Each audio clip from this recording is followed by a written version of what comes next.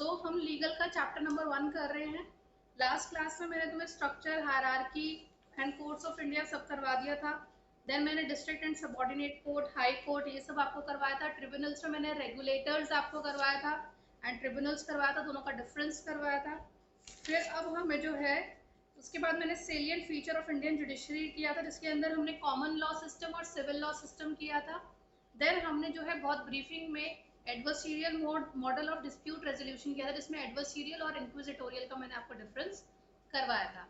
आज हम एक बहुत इंपॉर्टेंट टॉपिक करेंगे, attorney general of India and advocate general of India का डिफरेंस आज हम करेंगे।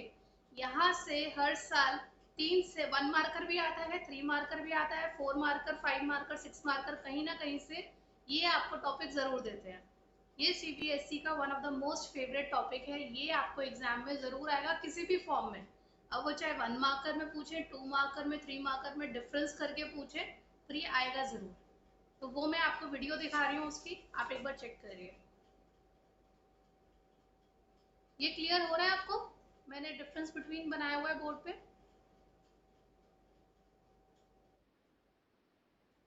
आपको विजिबल नहीं हो रहा?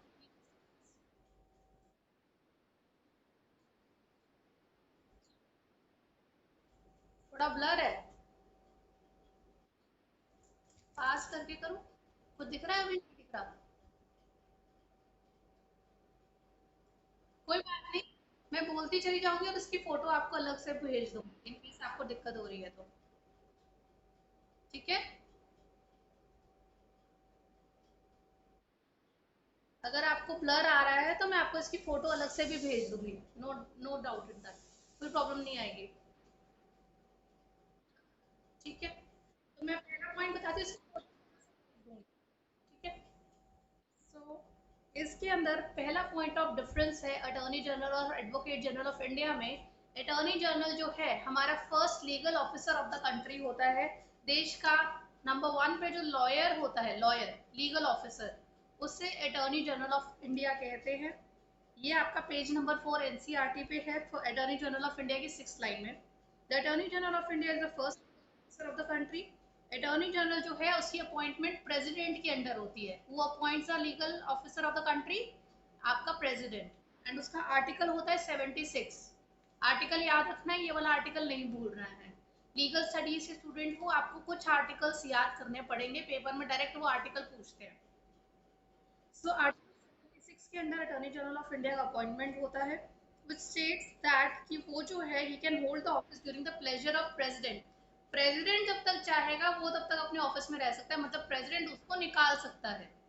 Then next point, attorney general जो है उसकी क्वालिफिकेशन के बारे में बात करी गई है कि अटॉर्नी जनरल की जो क्वालिफिकेशन होती है it is as same as the जज of Supreme Court. Supreme Court का अगर आपको जज बनना है, आपको जो जो क्वालिफिकेशन चाहिए, 10 साल का experience as a lawyer in high court और सुप्रीम कोर्ट, ये सब आपको जो है अटॉर्नी जनरल बनने के लिए भी सेम आपको क्वालिफिकेशन चाहिए। उसके बाद अटॉर्नी जनरल जो है वो गवर्नमेंट ऑफ इंडिया का लीगल एडवाइजर होता है, लीगल मामलों में उनको एडवाइस देने का काम करता है। उसके अलावा वो इंडिया के ऊपर अगर कोई केस हो रहा है तो इंडिया को रिप्रेजेंट करने के लिए कोर्ट में जाने का काम भी अटॉर्नी जनरल ऑफ इंडिया का होता है। इसके अलावा एक बहुत इंपॉर्टेंट राइट मिला होता है अटॉर्नी जनरल ऑफ इंडिया को, जिसको राइट टू ऑडियंस कहते हैं। राइट टू ऑडियंस का क्या मतलब है कि अटॉर्नी जनरल जो है पार्लियामेंट की प्रोसीडिंग्स में जाके बैठ सकता है। लोकसभा और राज्यसभा की कोई मीटिंग चल रही है, वहां पे अटॉर्नी जनरल जाके बैठ सकता है, उस पूरी मीटिंग को देख सकता है क्या हो रहा है क्या नहीं। बट अटॉर्नी जनरल को राइट टू वोट नहीं होता, उसके अंदर वो वोटिंग नहीं करेगा, वो सिर्फ लिसनर का काम कर सकता है। इसको आप राइट टू ऑडियंस कहते हैं। ठीक है,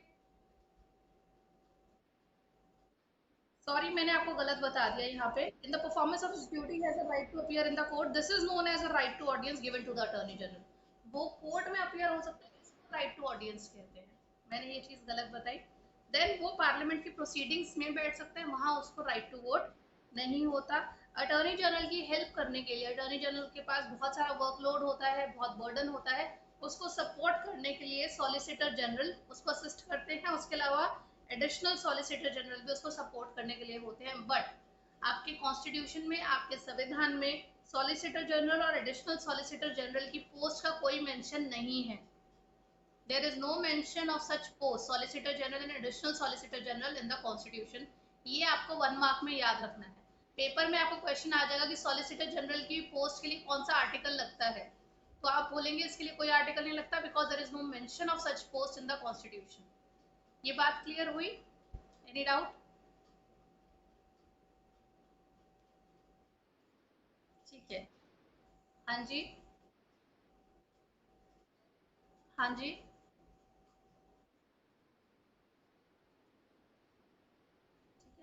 then next paragraph, advocate general. Advocate general जो होता है वो first legal officer of the state होता है। अटॉर्नी जनरल पूरे भारत का, पूरी कंट्री का फर्स्ट लीगल ऑफिसर है। एडवोकेट जनरल आपकी स्टेट का फर्स्ट लीगल ऑफिसर है।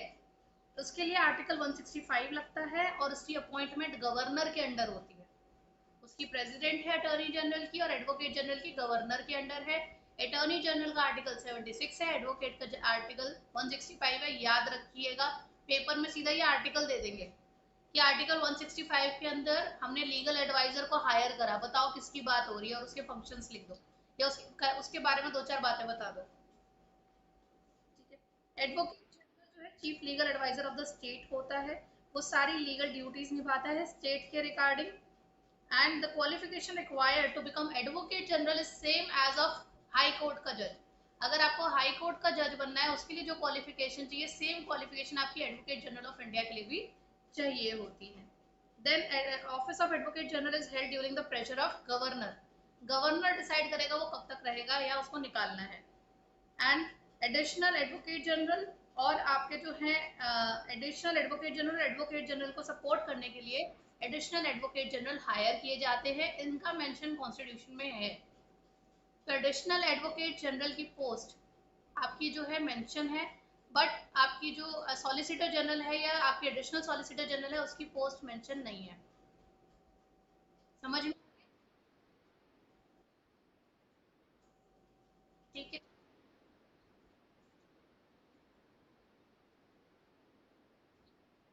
हाँ जी। इसका डिफरेंस मैं एक बार और डिटेल में करवा रही हूँ। Attorney general of India is the first legal officer of the country. Advocate general of the India is first legal officer of the state. Second point, attorney general of India is appointed by the president of India. Advocate general of India is president appointed by the governor of the state. Third, attorney general के लिए article 76 है, advocate general के लिए article 165 है। Fourth, attorney general का जो है उसका अपॉइंटमेंट, उसका जो ड्यूरेशन होता है वो प्रेसिडेंट डिसाइड करता है।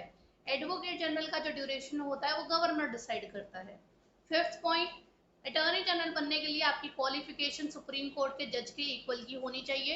एडवोकेट जनरल बनने के लिए आपकी क्वालिफिकेशन हाई कोर्ट के जज की इक्वल की होनी चाहिए। Next 6 point, attorney general of India जो होता है वो chief legal adviser of the government of India होता है, पूरे देश की सरकार का लीगल एडवाइजर होता है। एडवोकेट जनरल ऑफ इंडिया जो होता है chief legal adviser of the state होता है, स्टेट लेवल पे। Then seventh point, attorney general को सपोर्ट करने के लिए सॉलिसिटर जनरल और एडिशनल सॉलिसिटर जनरल होते हैं जिनका नाम कॉन्स्टिट्यूशन में मेंशन नहीं है, जिनकी पोजीशन कॉन्स्टिट्यूशन में मेंशन नहीं है। देन एडवोकेट जनरल को सपोर्ट करने के लिए एडिशनल एडवोकेट जनरल होते हैं जिनका मेंशन कॉन्स्टिट्यूशन में है। इसके अलावा एक पॉइंट जो हमने यहाँ पे नहीं लिखा हुआ वो ये है राइट टू ऑडियंस, जिसके अंदर अटॉर्नी जनरल जो है वो इंडिया को रिप्रेजेंट करेगा। अगर इंडिया के ऊपर कोई भी केस होता है इंडिया की गवर्नमेंट के ऊपर, तो अटॉर्नी जनरल जो है कोर्ट में जाके अपीयर करेगा, उसे राइट टू ऑडियंस कहते हैं। उसके अलावा अटॉर्नी जनरल जो है पार्लियामेंट की मीटिंग्स में भी बैठ सकता है, उसे राइट टू वोट नहीं होगा पर राइट टू अटेंड है, वो जाके मीटिंग देख सकता है। यहाँ तक आपको सारे टॉपिक क्लियर हैं? Any doubt?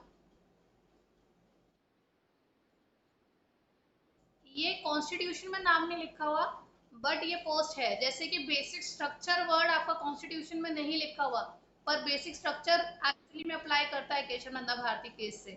उसी तरह से आपका सॉलिसिटर जनरल नाम नहीं है पर ये पोस्ट एग्जिस्ट करती है रियलिटी में। अब हम पुराना एक टॉपिक उठाएंगे, पेज नंबर 3 पे था ट्रिब्यूनल्स, वो थोड़ी क्लैरिटी नहीं हुई थी, उसको मैं दोबारा से उठा रही हूँ। ट्रिब्यूनल्स, ट्रिब्यूनल्स आपके कोर्ट होते हैं, बट आप जो है स्ट्रीमलाइन कोर्ट में ना जाके किसी हेल्पिंग कोर्ट में जाते हो। इसको मैं एक्सट्रैक्ट आपको एक्सप्लेन करती हूँ। Tribunals, Indian judiciary is also characterized by numerous semi-judicial bodies involved in dispute resolution. These bodies function as semi or quasi-judicial body because they may consist of administrative officers or judges without a legal background.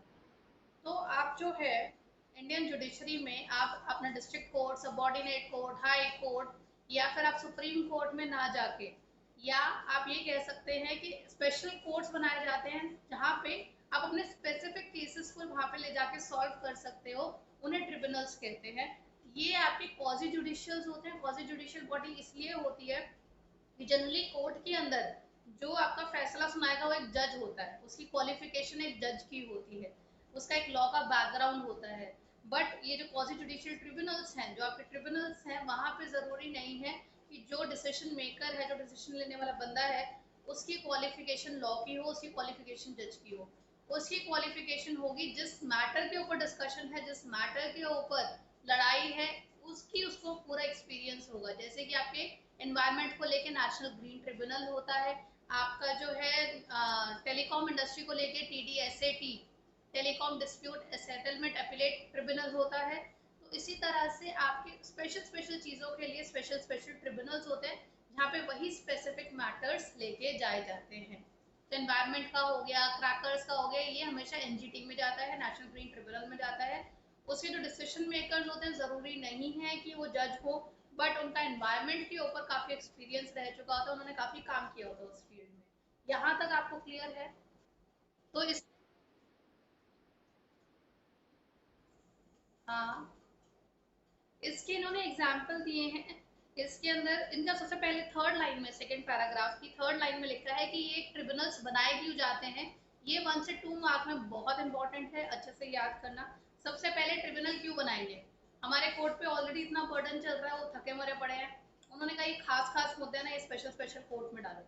तो सबसे पहले एक आपका जो है जल्दी से dispute resolution हो जाए, आपका केस जल्दी से जल्दी सॉल्व हो, एफिशिएंसी आए मैटर के अंदर, एंड अपना बर्डन कम हो जाए। तो दो चीजें होती हैं, बर्डन कम करना और एफिशिएंसी को बढ़ाना। ये दोनों कारण के होते हुए हम जो है ट्रिब्यूनल्स में जाते हैं, मेन कोर्ट में नहीं जाते। ये ट्रिब्यूनल्स भी गवर्नमेंट ऑफ इंडिया कॉन्स्टिट्यूशन और लीगल जुडिशरी ने मिलके ये सेटअप करे हैं ट्रिब्यूनल। ये अलग से नहीं बने, ये ट्रिब्यूनल हमारा जुडिशरी का ही पार्ट है। ठीक है। इसमें उनका पहला एग्जाम्पल है CAT, सेंट्रल एडमिनिस्ट्रेटिव ट्रिब्यूनल। अगर आप सरकारी नौकरी कर रहे हो, भारत सरकार के लिए नौकरी कर रहे हो, आप IAS चुने जाते हो, IPS चुने जाते हो, आप कुछ भी सेंट्रल गवर्नमेंट के लिए जॉब कर रहे हो और आपके ऊपर कोई केस हो गया, आपके ऊपर करप्शन का केस हो गया, आपके ऊपर किसी भी तरीके का केस हो गया, तो आपको high court, district court, subordinate court में नहीं लेके जाएंगे। आपके लिए स्पेशल ट्रिब्यूनल होता है। आप सरकारी नौकरी वाले इंसान हैं, आपका केस फटाफट सॉल्व करना बहुत ज़रूरी है, बिकॉज इससे आपकी वर्किंग प्रोफाइल पे भी असर आता है, एंड गवर्नमेंट के लिए भी बहुत ज़रूरी होता है उसको इसको फटाफट सॉल्व करना। तो आपके लिए जो ट्रिब्यूनल बनाया जाता है सेंट्रल गवर्नमेंट के अधिकारियों के लिए, उसे CAT कैट बोलते हैं, सेंट्रल एडमिनिस्ट्रेटिव ट्रिब्यूनल, जहाँ पे उनका डिसीजन फटाफट लिया जाता है, उस मैटर को सॉल्व किया जाता है।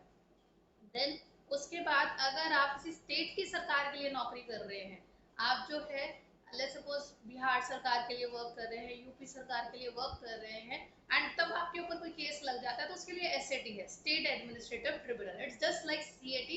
SAT स्टेट के लिए होता है और CAT सेंटर के लिए होता है। देन आपका आता है टेलीकॉम इंडस्ट्री। टेलीकॉम इंडस्ट्री में बहुत सारे इंडस्ट्री के अंदर आपके टेलीकॉम इंडस्ट्री में देख सकते हो प्लेयर्स हैं, वोडाफोन है, आइडिया है, आपका एयरटेल है, जियो है, एक्सेट्रा एक्सेट्रा, बहुत सारे हैं।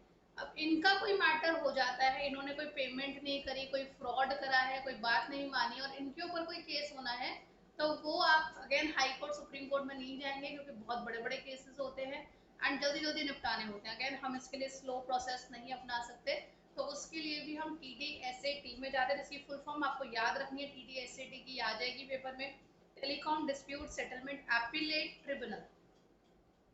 ठीक है। देन एनवायरनमेंट के लिए है national green tribunal, NGT, Delhi में ही है ये। एंड इसके अलावा ये कुछ आपके ये ट्रिब्यूनल्स को सपोर्ट करने के लिए, ट्रिब्यूनल्स की हेल्प करने के लिए रेगुलेटर बनाए जाते हैं। रेगुलेटर वो लोग होते हैं जो कानून बनाते हैं, और उस कानून को तोड़ने वाले लोग जो है फिर आगे ट्रिब्यूनल में जाते हैं। तो रेगुलेटर आर द बॉडी, ये आपको अलग से बोर्ड में 2 बार आया हुआ है, रेगुलेटर्स कौन होते हैं। So regulators are specialised government agencies, government body होती हैं ये, जो कि सारे रूल मेकिंग को देखती है और ये देखती है कि सारे सारे के सारे लोग रूल्स को फॉलो कर रहे हैं कि नहीं कर रहे। लोग का मतलब यहाँ पे है जिस इंडस्ट्री स्पेसिफिक उन्होंने रूल बनाए हैं, उस इंडस्ट्री की कंपनीज, उस इंडस्ट्री के लोग उस चीज को मान रहे हैं कि नहीं मान रहे हैं।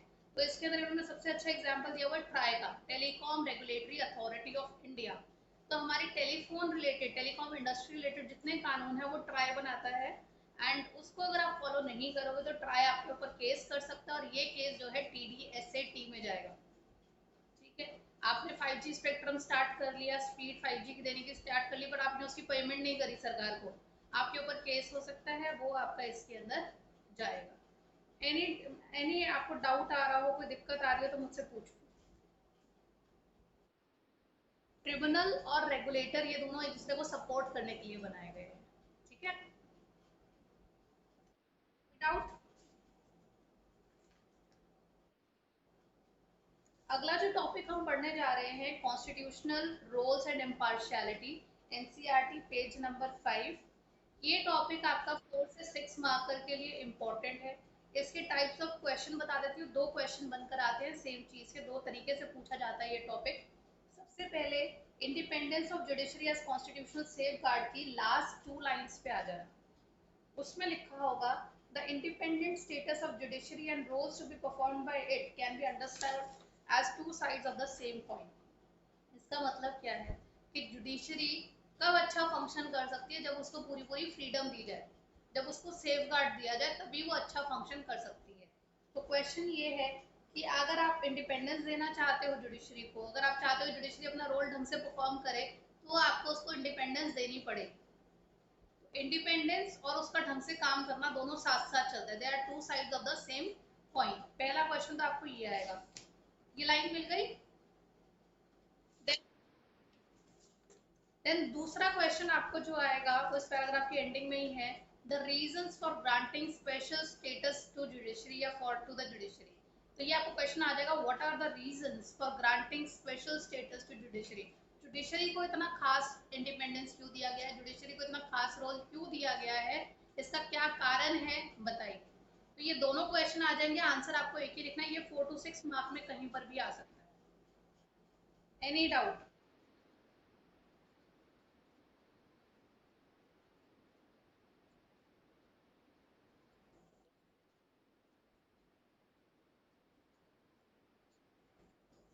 तो नेक्स्ट पैराग्राफ से इसका शुरू होगा। नेक्स्ट पैराग्राफ का फर्स्ट पॉइंट जहाँ पे फर्स्ट लिखा हुआ है, first, judiciary's independence is linked to its role as the watchdog of democracy.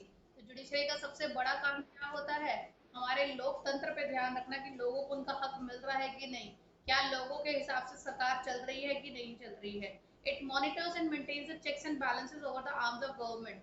ये हमेशा ध्यान रखता है कि एग्जीक्यूटिव और लेजिस्लेचर अपनी लिमिट से बाहर तो नहीं जा रहे, अगर जा रहे हैं तो उनके ऊपर रोक टोक लगा दो वहीं के वहीं।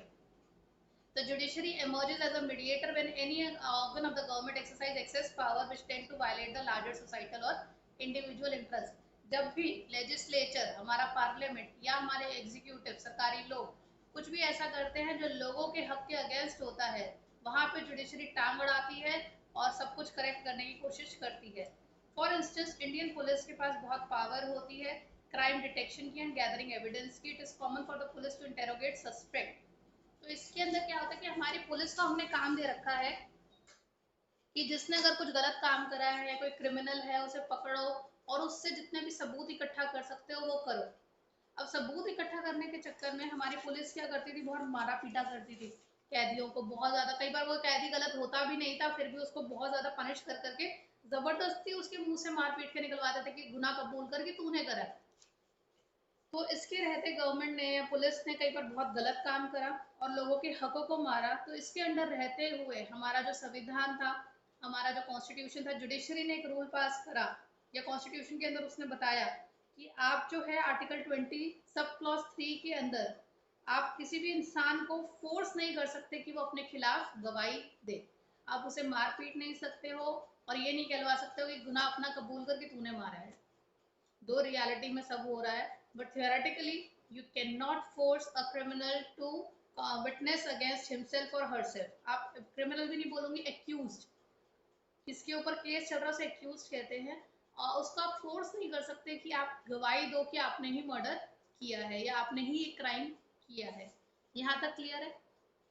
अगर आपने पुलिस के आगे कोई चीज गुनाह कबूल कर लिया, ठीक है कि हाँ ये गुनाह मैंने, कोर्ट में जाके आपने मना कर दिया नहीं मैंने तो नहीं करा, तो कोर्ट कहेगा कि जो मेरे सामने बोला है मैं वही मानूंगा, आपके आगे जो बोला मैं नहीं मान रहा, मेरे को क्या पता आपने मारपीट की। तो पुलिस वालों के सामने किया हुआ गुनाह कबूल अभी करा है तो वो एक्सेप्टेबल नहीं है, आपको कोर्ट के आगे कबूल करना होगा। Then second, in order to ensure the constitutionally granted freedom, such as freedom to speak in public or peacefully assemble, are interpreted as per the true constitutional philosophy when judiciary has been kept free from external pressure. This is particularly useful when judiciary is interpreting a case of conflict, say between the government and certain protesting people of the civil society. तो हमारा जो constitution है, हमारी judiciary है, ये ensure करती है कि लोगों के जो हक है, लोगों का बोलने का हक, freedom of peaceful gathering, freedom of expression, freedom of liberty, ये सब लोगों की ना छीनी जाए। अगर लोग किसी चीज के अगेंस्ट प्रोटेस्ट करना चाहते हैं पीसफुली तो उनको रोका नहीं जाएगा, कोई सरकार आके।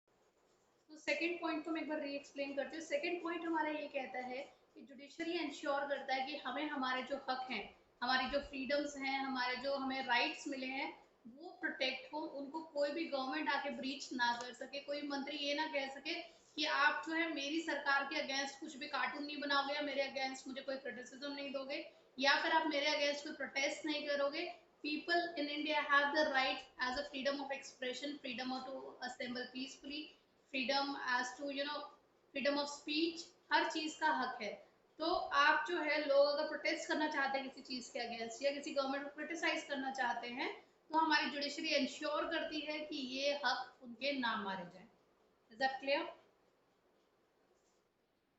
फिर हमारा थर्ड इसका आता है judiciary act as a guardian of fundamental right. हमारे सर्टन फंडामेंटल राइट्स हैं उनको प्रोटेक्ट करने का भी काम होता है, जो इंसान जो हमारे देश में हर एक इंसान को मिले हैं, जो एवरी सिटीजन ऑफ इंडिया को ये राइट्स मिले हैं उनको इंश्योर करता है। एंड ये जो है इंडियन कॉन्स्टिट्यूशन ने कुछ राइट्स प्रोवाइड करें, इसमें दो तरीके के राइट्स होते हैं, सिविल और political rights and economic social and cultural rights. ये आपको याद रखना है 2 मार्क्स में कि हमारे सिविल एंड पॉलिटिकल राइट्स कौन से हैं और हमारे socio economic and cultural right कौन से हैं। पॉलिटिकल एंड सिविल राइट्स में हमारे right to life, right to freedom against discrimination and discrimination against on the basis of religion, caste, sex, place of birth. तो हमारे दो तरीके के पॉलिटिकल राइट्स दिए गए हैं।